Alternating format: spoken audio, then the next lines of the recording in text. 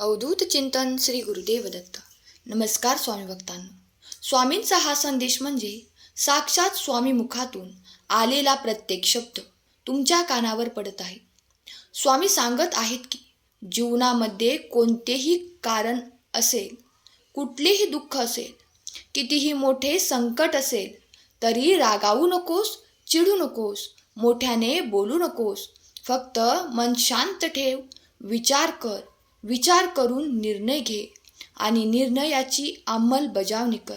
लक्षात ठेव, या पृथ्वी तलावर फारसा वेळ नाही. तुला त्रास होत आहे. तू फक्त असा नाहीस की ज्याला सुख पाहिजे, मनशांती पाहिजे. विचार करा, ही एक गोष्ट विलक्षण शक्ती असून तुमचं भलं करण्याचे सामर्थ्य या शक्तीत आहे. ते म्हणजे तुमचे विचार करण्याची शक्ती, जी प्रचंड सामर्थ्य तुमच्या विचारात घेऊन येते.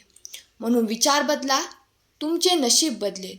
आणि ज्या दिवशी तुमचं नशीब बदलायचं असेल त्या दिवशी तुम्हाला सर्वात प्रथम तुमच्या विचारावर ताबा मिळवायला हवा.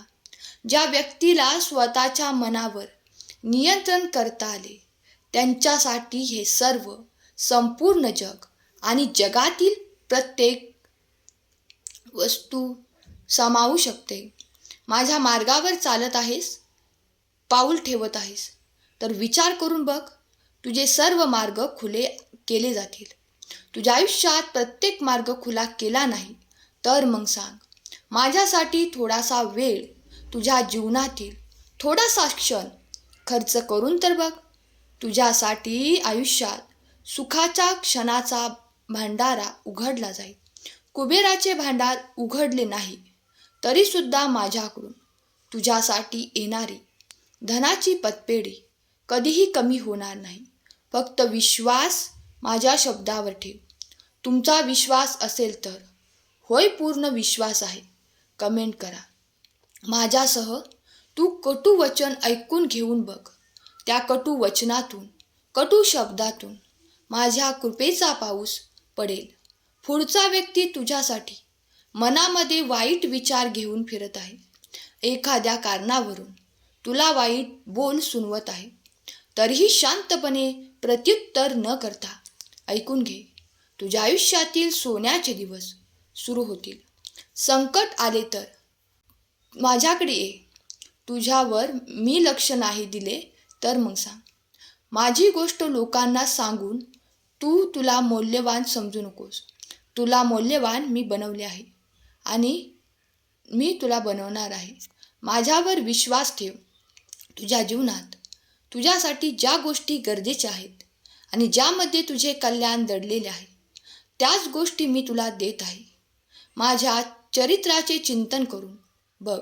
ज्ञानाचे मोती तुझ्यात नाही भरले तर मग सांग, मला मी तुझं बनवलं आहे. तू सुद्धा तुला माझे बनवून बघ. तुझं सर्व बंधन या दिवसापासून मुक्त होईल. तुझी आणि माझी नात्याची अशी दोर तयार कर ज्यामध्ये दोघांचा जीव समावलेला असेल. माझ्यासाठी तुझ्या जीवनातील दुःख दूर करून ठेव. तुला कितीही त्रास असेल, कितीही वनवास असेल, कितीही दुःख असेल, तर कधीही त्या वेळेला दोष देत बसू नकोस. कारण हा आपल्या प्रत्येकाच्या आयुष्याचा आणि आपण केलेल्या वाईट कर्माचा भाग आहे, हे समजून घे.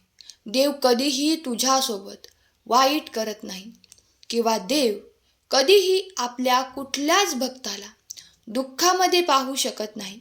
फक्त तुम्ही केलेले कर्म हे तुम्हाला भोगावेच लागतात. माझ्या मार्गावर चालून बघ. तुला मी शांतीदूत बनवेल.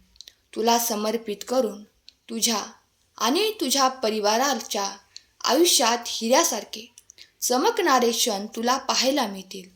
दिवस रात्र माझे नामस्मरण करत राहा. जगाचे विस्मरण करायला भाग पडशील आणि हे जग तुझ्यासाठी माती मोल बनून जाईल. तू देवाचा बनून राहा. प्रत्येक तास तुझा हेवा वाटेल. प्रत्येक जण तुझ्यासाठी तळमळेल. जेव्हा सगळेच रस्ते बंद होतील तेव्हा फक्त विश्वास ठेव.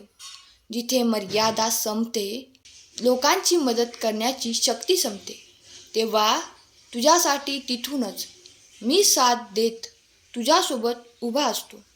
हे मात्र विसरू नकोस. भिवू नकोस, मी तुझ्या पाठीशी आहे. आणि भिवू नकोस, मी सदैव तुझ्या पाठीशी होतो, आहे आणि असणार आहे. हे मात्र विसरू नको.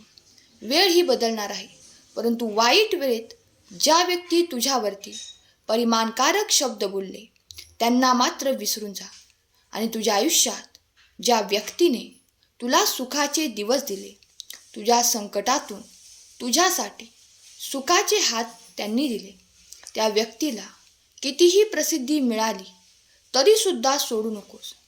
भले तू त्याच्यापेक्षा 10 पटीने श्रीमंत होऊ, परंतु तुझे गुरु आणि तुझ्यासाठी सर्वात प्रिय व्यक्ती तोच असणार आहे. परंतु हे जग स्वार्थी आहे. इथे अशा व्यक्तींना खूप विलक्षण आहे. इथे आई वडील आणि तुझ्याकरता परमेश्वर तुझ्यासोबत आहे. हे जग तुझ्यासोबत भवरणाऱ्या माशा आहेत. ज्या दिवशी तुझ्यापासून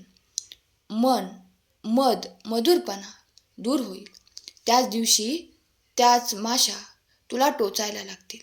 तेव्हा त्यांच्यावरती तू दुःखी होऊ नकोस किंवा त्या तुझ्यापासून दूर गेल्या म्हणून स्वतःच्या मनाला खंत करू नकोस. ते त्यांचे कर्तव्य, त्यांची नियती पूर्ण करत आहेत. आता तू तुझं वचन पूर्ण करायचं आहे, कारण तुझ्यामध्ये मी मौल्यवानपणा पाहिलेला आहे. तुझ्यामध्ये ती शक्ती मला जाणवली आहे, जी तू स्वतःसोबत तुझ्या सभोवतालच्या वातावरणात बदलणार आहेस.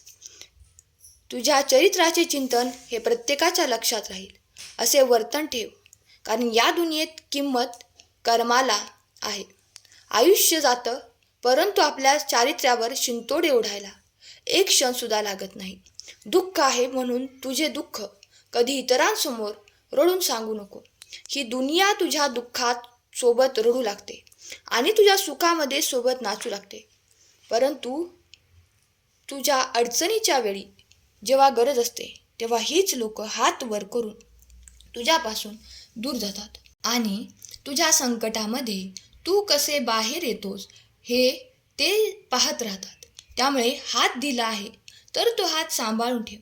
आणि ज्या व्यक्ती तुला संकटाच्या दरीतून बाहेर काढण्यासाठी मदतीची काडीही देतात, त्या व्यक्तीला मात्र तुझी काडी द्यायला विसरू नको.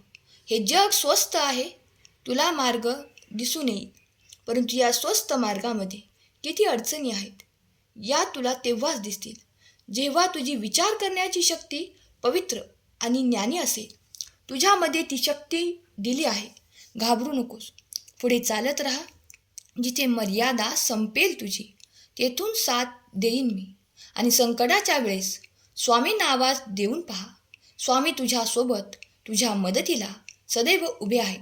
फक्त लक्षात ठेव, भिवू नकोस, मी तुझ्या पाठीशी आहे. भिवू नकोस, मी तुझ्या पाठीशी आहे.